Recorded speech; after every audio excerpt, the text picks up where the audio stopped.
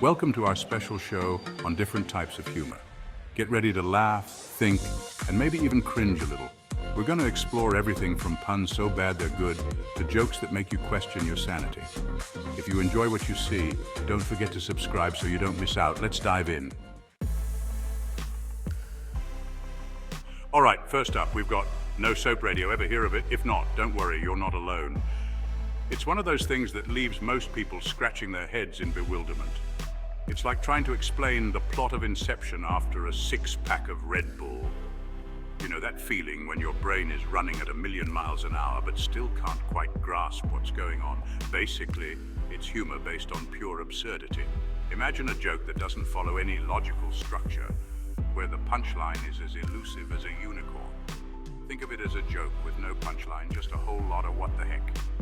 It's like someone set up a joke but forgot to include the part that makes you laugh. And somehow that's what makes it funny. Like, why don't scientists trust atoms? It's a classic setup, right? You're expecting a clever twist or a witty remark, because they make up everything. It's a simple, almost silly punchline, but it works because it's unexpected. See, No Soap Radio, get it? It's a phrase that makes absolutely no sense, and that's precisely the point. It doesn't matter if you do, that's the beauty of it. The humor lies in the confusion, in the shared moment of what just happened. It's like trying to parallel park a giraffe in a smart car. It just doesn't make sense, and that's the funny part. The sheer absurdity of the situation is what makes it hilarious. So buckle up, because we're about to enter the twilight zone of humor. A place where logic takes a back seat, and the unexpected reigns supreme. It's a wild ride, but that's what makes it so entertaining. Imagine walking into a room where everything is upside down, or watching a movie where the plot twists make no sense at all. That's the essence of No Soap Radio. It's about embracing the chaos, finding joy in the nonsensical, and laughing at the sheer unpredictability of it all. So next time you hear No Soap Radio, just go with it, enjoy the ride, and let the absurdity wash over you. Next up, we've got anti-humor. This is the comedy equivalent of ordering a pizza and getting a salad. It's the ultimate letdown, and that's the whole point. You're expecting a punchline, a big laugh, and instead you get crickets. It's like walking into a wall and saying, I didn't see that coming. It's the humor of the unexpected. Lack of humor.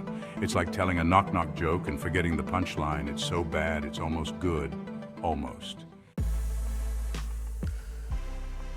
Now let's talk sarcasm, the language of champions. Or at least the language of people stuck in traffic.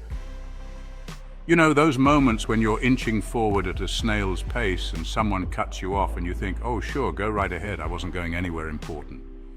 Sarcasm is like saying, oh fantastic, when your flight gets delayed 6 hours. It's that special way of expressing your frustration without actually saying you're frustrated. Instead you say, great, more time to enjoy the airport's fine dining. It's the art of saying the opposite of what you mean, preferably with a healthy dose of eye rolling. It's that look you give when someone asks if you're busy and you're swamped with work. And you reply, no, I'm just sitting here twiddling my thumbs. It's the verbal equivalent of a slow clap. You know, that slow, deliberate clap you give when someone does something particularly unimpressive. It's like saying, I love Mondays, when you actually want to burrow under your covers and never come out. It's that feeling when your alarm goes off and you think, oh joy, another day of adulting. So if you're a fan of witty comebacks and thinly veiled insults, then sarcasm is your jam. It's the spice of conversation, the twist that makes mundane moments a bit more bearable. It's the way we cope with life's little annoyances, turning frustration into humor with just a few well-chosen words. Chapter 4.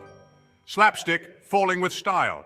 All right, let's get physical. Slapstick comedy is all about exaggerated physical actions and over-the-top antics that make us laugh out loud. It's a form of humor that relies on visual gags, pratfalls, and physical mishaps to entertain.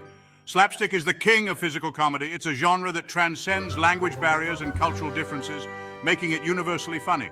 The beauty of slapstick lies in its simplicity and its ability to make us laugh at the most basic human experiences.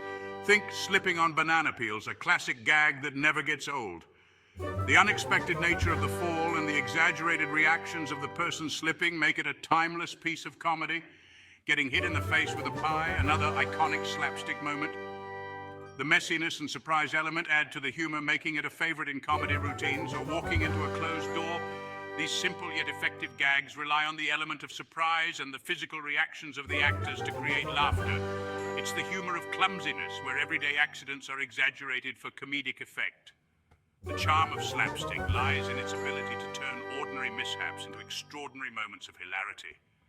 And it's been making us laugh for centuries. The joy of watching someone trip, fall, or get into a sticky situation is a universal experience that brings people together in laughter.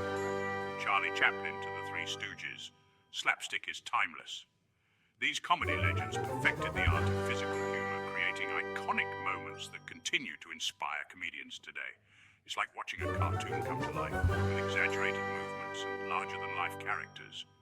The physicality of slapstick makes it feel like a live-action cartoon full of energy and fun, except with real people and hopefully no real injuries. The stunts and gags are carefully choreographed to ensure safety while maximizing the comedic impact. So, get ready for some epic fails and hilarious mishaps, because slapstick is all about embracing the chaos and finding humor in the unexpected. Because slapstick is here to stay.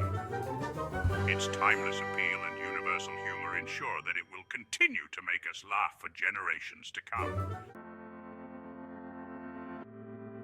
Chapter 5. White Humor.